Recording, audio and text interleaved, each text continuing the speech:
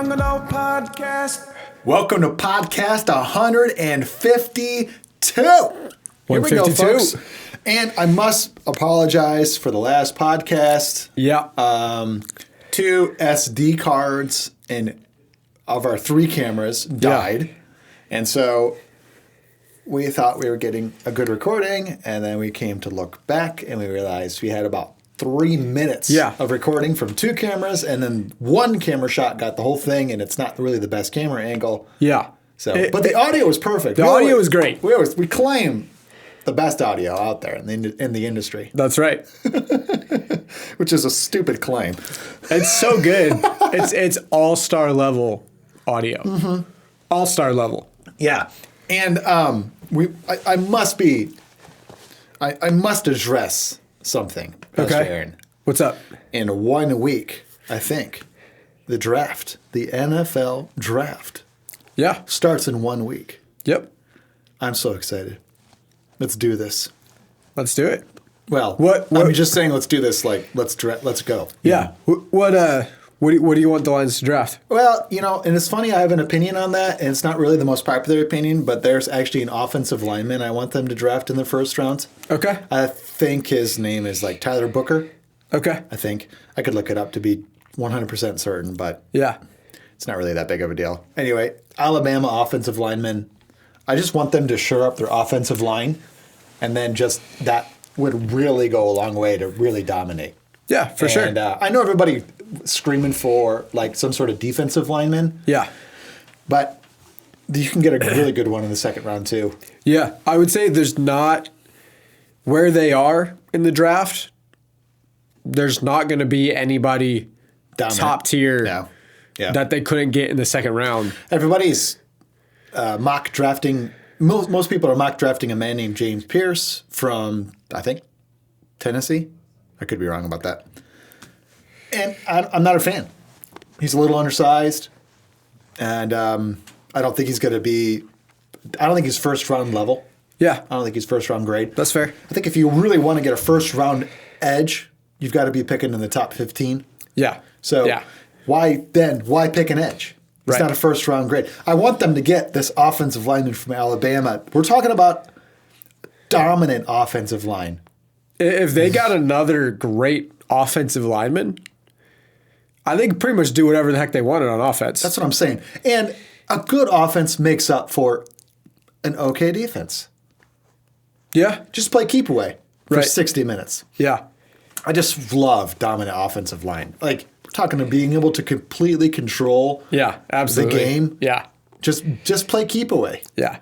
And they've been able to do that over the years. Yeah. And Oh, I yeah. want them to continue doing that. Yep. So There we go. there we go. I'll I'll be so excited if they draft this offensive lineman from Alabama.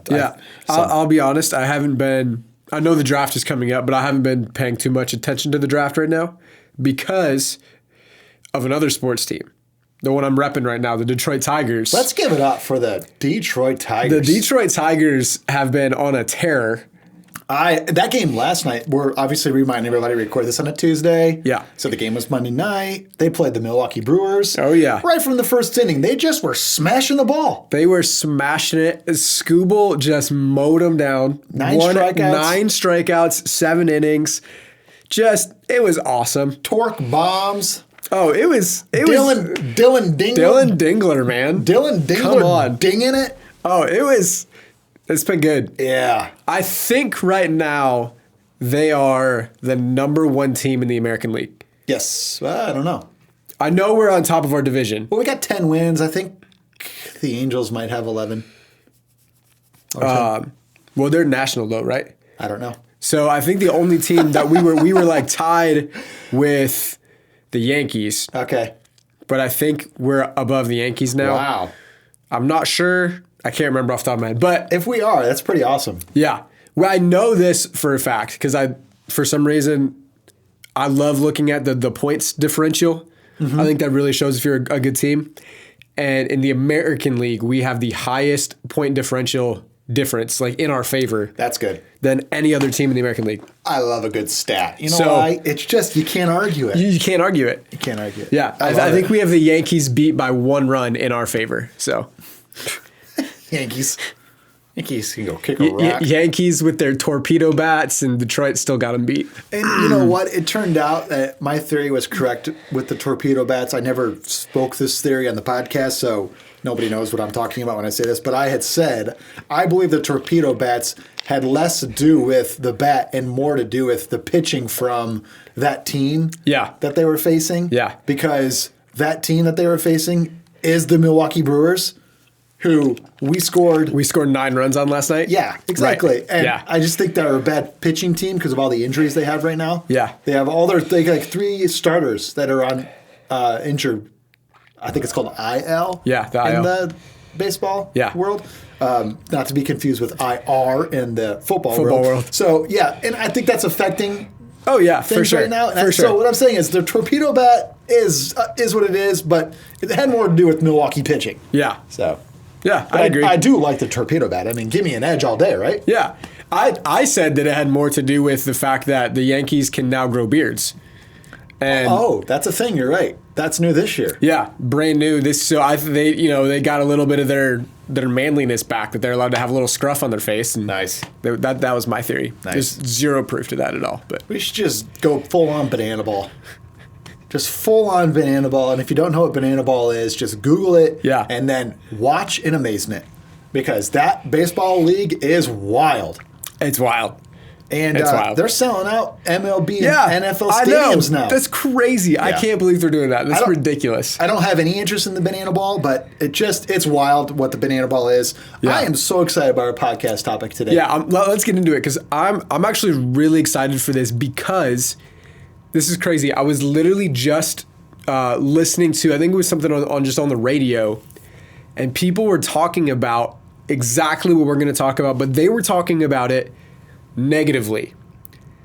And we're going to kind of debunk a little bit of that negative talk that I was hearing on the radio literally just this week. Yeah, we're going to talk about Easter. Praise God. And I think we'll title the podcast, Easter Isn't Pagan. Yeah. I like it. Let's prove it. Let's do it. Let's prove it. Let's go. So this also stems because we put out a post on social media promoting Easter. We're talking the most simplest, basic post in the world. Yeah. It is a square image that says Easter Sunday. Yeah. And then like the caption is like, you're invited to Cornerstone Church for Easter. Yeah. Yeah. Put it out there as an ad for $69. Yeah. It'll run for like 10 days. And there has been now 25 comments about how Easter is a pagan holiday. I love social media. And and one person even said, we are going to hell because we're celebrating Easter. Wow. Which was shocking to learn there's a sin that God cannot forgive beyond the blessing of the Holy Spirit. Shocking to learn. We learn something every day. Okay. And so we have to read these, delete these, ban these people. And then it just got me thinking, let's just address this. And I love it. As opposed to last week's podcast, Yeah, we actually have more notes. So last week's podcast was hilarious, the amount of notes I had to it was like prep. 2 lines. 2 lines. Yeah. It was more like a line and a half. So bad. Well, we got a great podcast. We got a great podcast out of it, especially if you just listen to the audio part. Okay, and so what we're actually going to do is totally nerd out now and let you know and inform you and prove to you Easter isn't a pagan, is not rooted in any paganism. Yeah. Or any sort of fertility goddess. Yeah. All right. I love it. So I also think what we should do really quickly is I think we got to cite our source a little bit here. I got 2 sources to cite personally. Okay. All right. So you sent me a video this morning, and we're like, you got to watch this video. Mm-hmm. And it was like a 10-minute video from Wes Huff.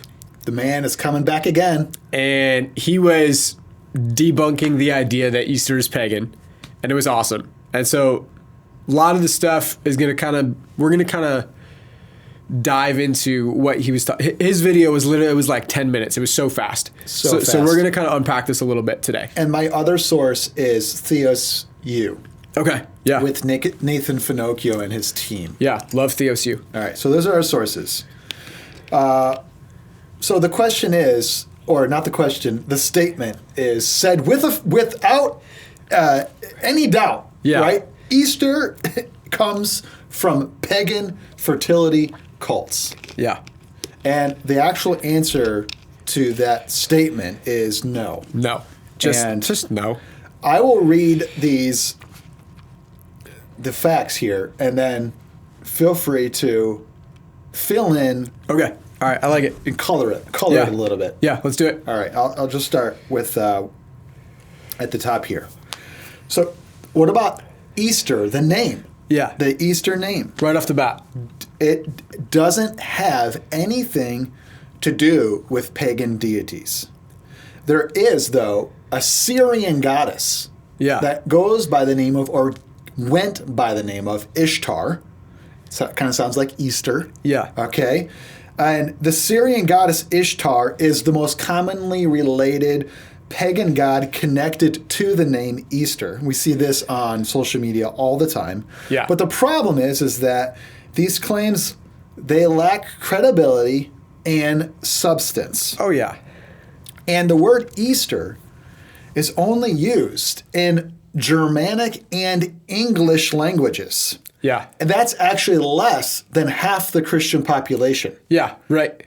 So the rest of the world that claims to be Christian, we're talking Asia and the South Americas, and a lot of other countries that languages are not originated from German and English. Yeah. They do not even use the word Easter. Right. And that's more than half the Christian population. They actually use a different word called Pascha. Yeah.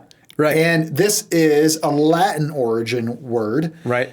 And that's actually the most commonly used word for this timeline and time we find ourselves in is Pascha. Yeah.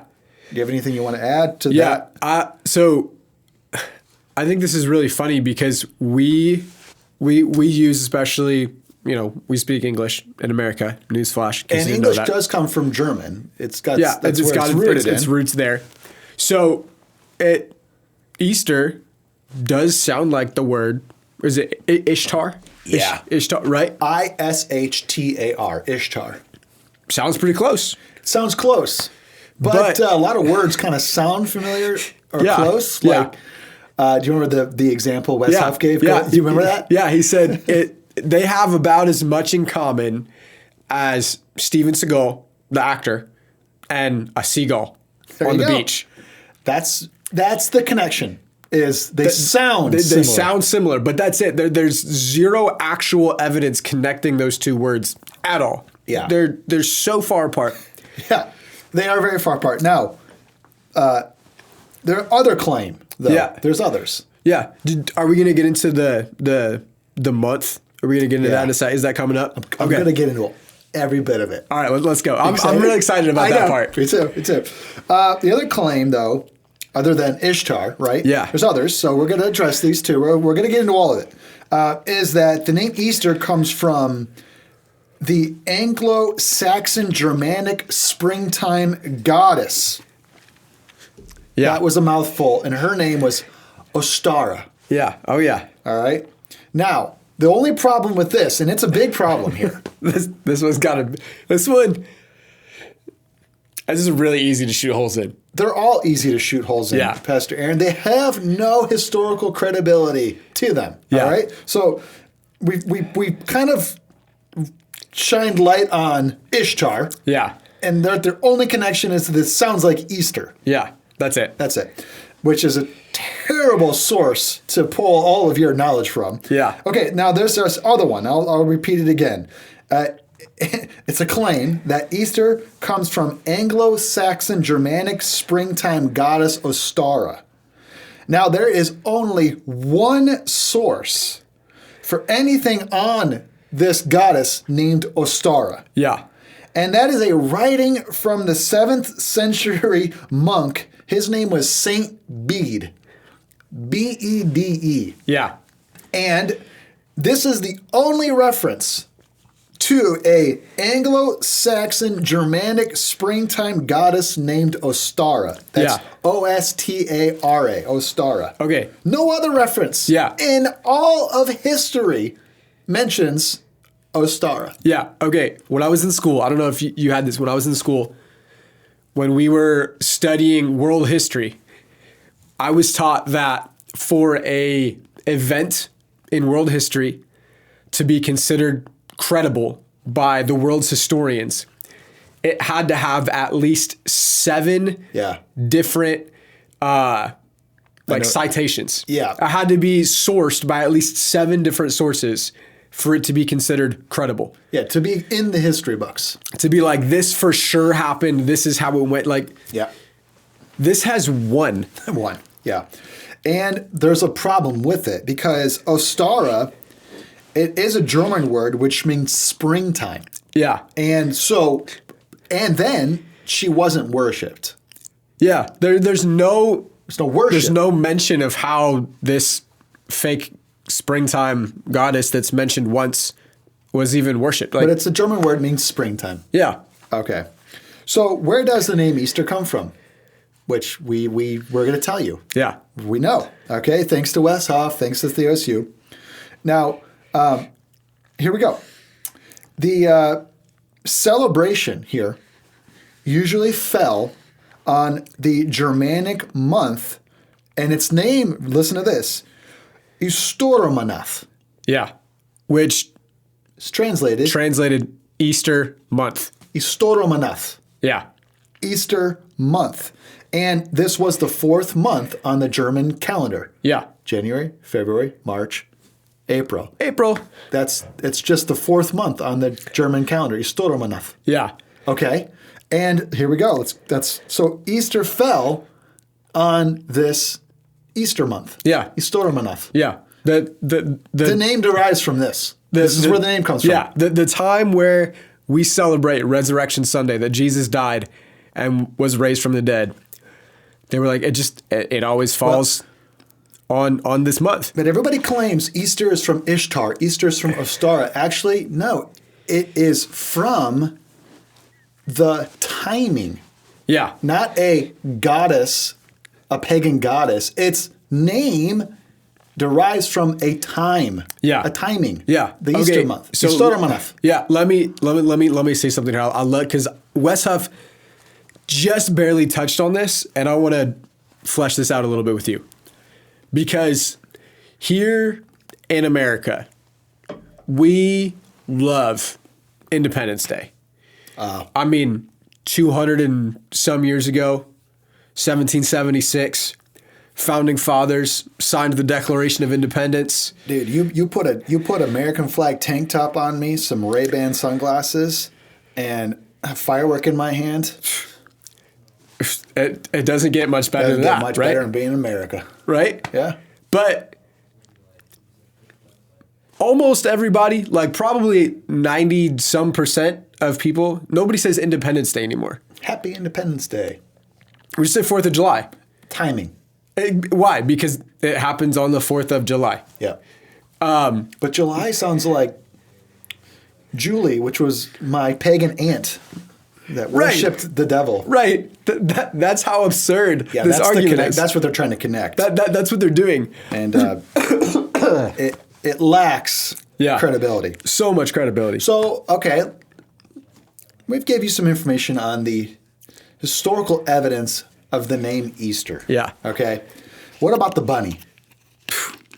Dude, What about the bunny? That bunny, though. It's got to be so pagan because bunnies reproduce so fast. And that's what they say. And it's interesting they say that. So now they'll be like, isn't this a reference to a pagan fertility cult or an icon, right? Yeah. They use this as an icon for their pagan fertility cults.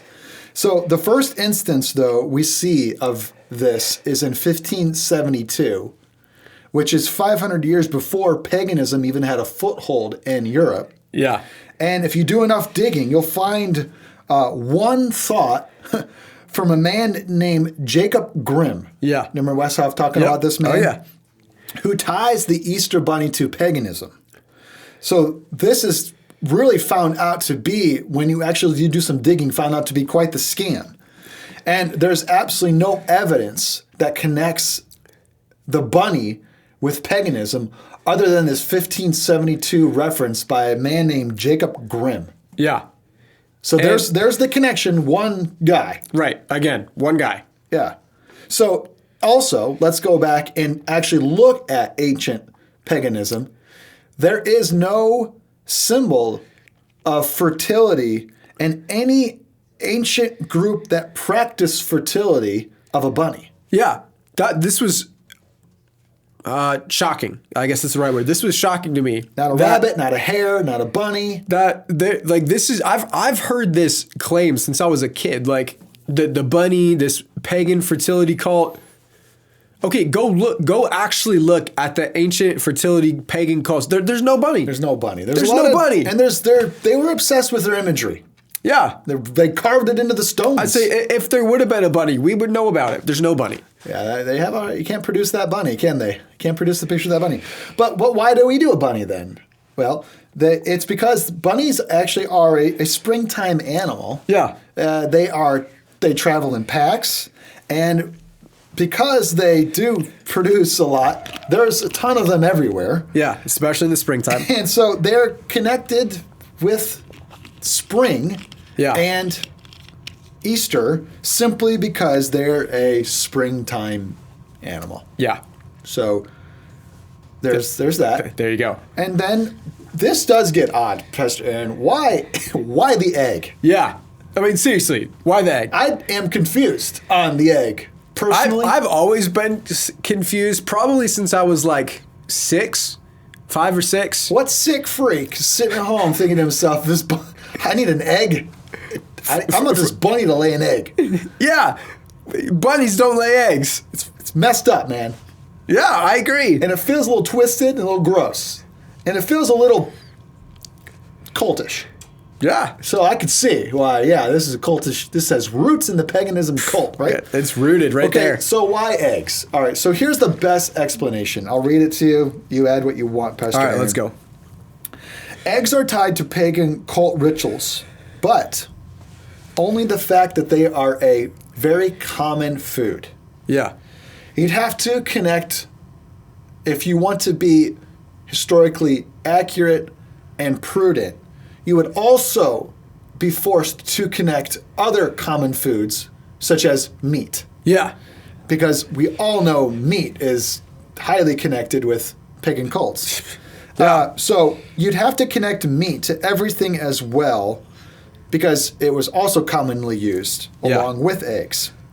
The earliest reference that we have of eggs comes at the end of the 13th century, when Edward Longshanks decorated eggs with golden leaves to be handed out to his friends and family.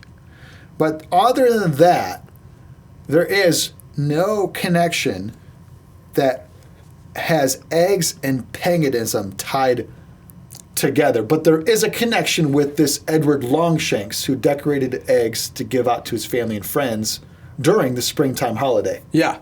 And so eggs, though, even more, are connected to this holiday mostly because of Lent. Right. Yeah. Which is a religious, 40-day religious event that takes place every year, where Catholics and other sects of religion will fast for 40 days leading up to Easter. Yeah. And they would typically, especially early, I think he was saying like 14th, 15th century, they would fast meat and eggs and dairy, right? So milk, cheese, eggs, anything that came from a cow.